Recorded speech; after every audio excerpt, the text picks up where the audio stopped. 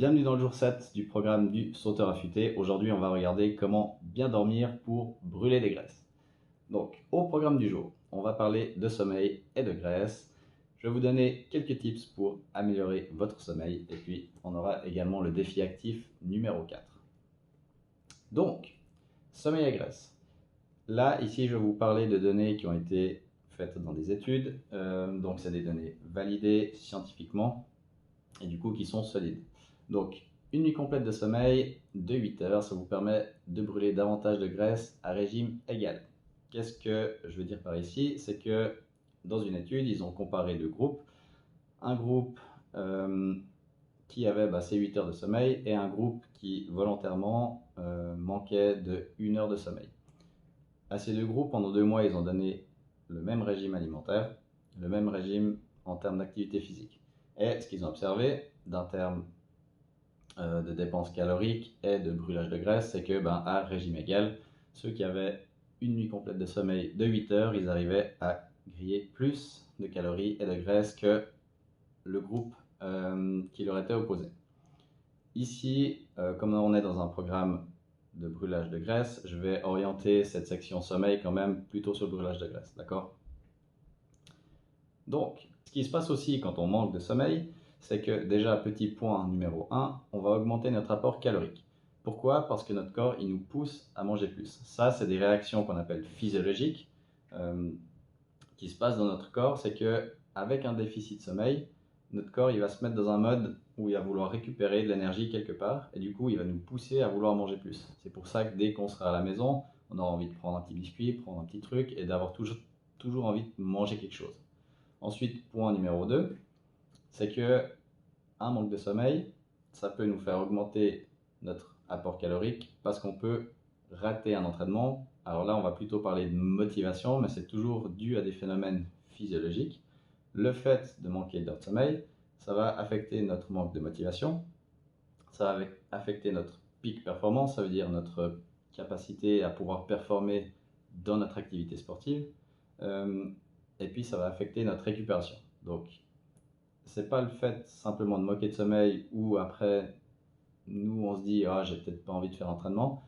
Alors il y a une partie où ça peut venir de nous, mais ça vient surtout de notre système nerveux et de notre réponse physiologique. Donc c'est notre corps automatiquement qui va nous amener à être plus économique, du coup à vouloir faire moins d'efforts.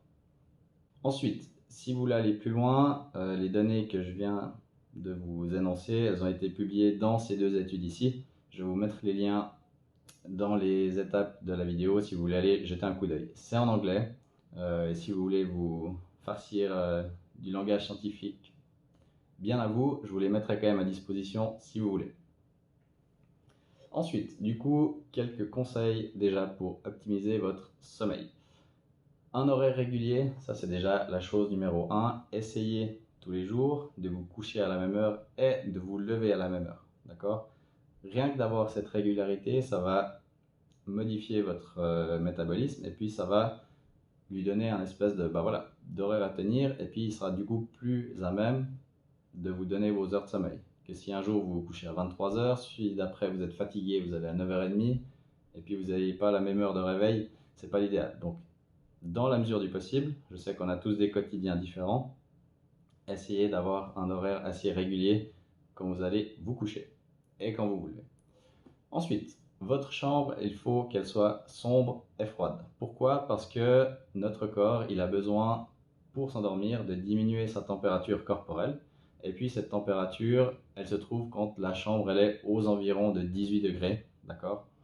C'est une chose qui facilite notre capacité à nous endormir. Si on a une chambre trop chaude ou trop froide, ça va faire l'effet inverse en fait. On sera toujours beaucoup trop réveillé et puis notre sommeil sera du coup pas optimal. Alors avec les chaleurs qu'il fait actuellement, je sais que c'est des fois pas facile d'avoir une chambre tempérée à 18 degrés, mais dans la mesure du possible, essayez de vous tenir à ça. Et puis une chambre sombre pour éviter les rayons du soleil qui peuvent venir déjà le matin, vous réveiller un peu plus tôt parce que vous avez déjà ce contact avec la lumière du jour qui peut venir un petit peu rendre votre cycle plus rapide. Ensuite, le lit égale dormir plus sexe, ça c'est plutôt par rapport à ce que vous faites dans votre chambre pour que votre corps et que votre cerveau il dissocie l'endroit où vous vous amusez, par exemple le salon où vous regardez la télé, vous regardez votre Natel, et votre chambre où vous êtes censé littéralement que dormir et faire l'amour. Ça veut dire que si vous avez de la peine à vous endormir parce que vous êtes sur vos écrans ou parce que vous faites je ne sais quelle activité sur votre lit, votre cerveau il va pas réussir à dissocier le canapé du lit. Et puis si vous êtes tout le temps sur votre lit, soit sur votre Natel, soit à faire autre chose qui n'est pas en accord avec simplement juste le sommeil, votre corps il aura aussi du coup plus de mal à faire la différence. Donc dans l'idéal, essayez que votre chambre à coucher, ce soit une chambre où les écrans ne passent pas la porte et puis où vous avez le minimum de choses que vous faites dans cette chambre à part dormir. D'accord? Ensuite, stop écran 2 heures avant. Ça, je viens un petit peu de l'évoquer. Idéalement, si vous voulez bénéficier d'un sommeil optimal, on devrait couper tout ce qui est lumière bleue au moins 2 heures avant le coucher. Alors, si vous êtes dans l'heure et demie, ça va encore, mais essayez de réduire ça au maximum. Et puis, pas d'activité physique après 20 heures. De nouveau, selon les quotidiens, ce sera plus facile à mettre en place pour certaines personnes. Mais l'idée ici, c'est que après 20 heures, si vous faites encore de l'activité physique, votre corps, une fois que vous avez fini, il sera encore dans un processus où il sera en train de récupérer et puis il sera en suractivité pour récupérer de l'effort que vous venez de lui faire faire. Donc, ça ne correspond pas du coup avec le moment où vous allez vous coucher qui sera en général 2-3 heures après. Donc, dans la mesure du possible, essayez de finir votre sport avant 20 heures. L'alimentation également, essayez de manger 3 heures avant d'aller au lit. De nouveau, en fonction de notre quotidien, de nos activités, on y arrive plus ou moins. Mais pour bénéficier d'une digestion optimale et d'un sommeil optimal, essayez de finir votre repas 3 heures avant d'aller vous coucher. Ça optimisera votre alimentation parce qu'avec un bon sommeil et une bonne alimentation, notre corps il va également éliminer des graisses. Au contraire, si on mange trop tard ou si on a un sommeil perturbé, notre corps il va stocker des graisses. Et puis un dernier, tout ce qui est rumination, ça veut dire les préoccupations que vous pouvez avoir dans la journée, si vous êtes stressé, ce genre de choses. Essayez de les laisser en dehors de la chambre et puis qu'une fois que vous passez le seuil de votre chambre à coucher, ce sera la tête reposée et puis simplement pour aller dormir. Pour aller plus loin, je vous ai mis ici quelques vidéos et livres sur lesquels je me suis basé pour vous sortir ces données-là, notamment d'un neuroscientifique spécialiste du sommeil qui s'appelle Matthew Walker, qui a sorti des très bonnes vidéos sur le sujet. Alors, il est anglais, donc si la vidéo a des sous-titres français, ben, allez quand même regarder. Et puis sinon, il a sorti son livre « Pourquoi dormons-nous » qui est un excellent livre également pour tout ce qui est sommeil. Aujourd'hui, vous avez le défi actif numéro 4 que voici. Marchez 25 minutes. Dans ces 25 minutes, vous allez commencer par 10 minutes allure facile, 10 minutes marche rapide et de nouveau 5 minutes facile.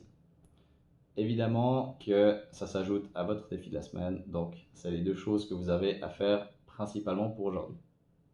Donc pour aujourd'hui, mettez en place 2 astuces pour optimiser votre sommeil, donc toutes celles qu'on en a vues, là on en a vu 7, donc essayez au moins d'en mettre 2 en place, et par la suite peut-être que vous arriverez à en mettre plus.